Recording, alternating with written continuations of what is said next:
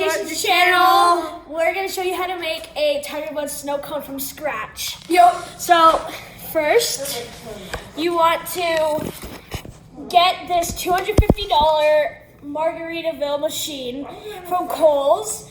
Then you're gonna fill it up with ice to the top, and then you're gonna take the smoothie thing, and you're gonna Flick the little button. See, flick this button up. see, select. There's these buttons, so you're gonna flick that up and click the start button. Yep. So Click start.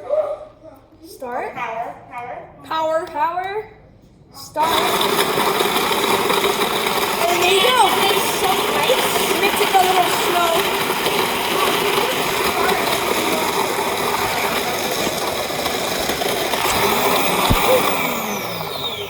So then you got some shaved ice. Here, just show the camera. Okay, let's take it out. You got some like nice snow cone ice there.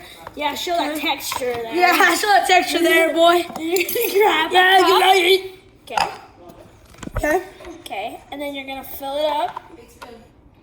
Oh, use this big spoon. Oh, sorry, guys.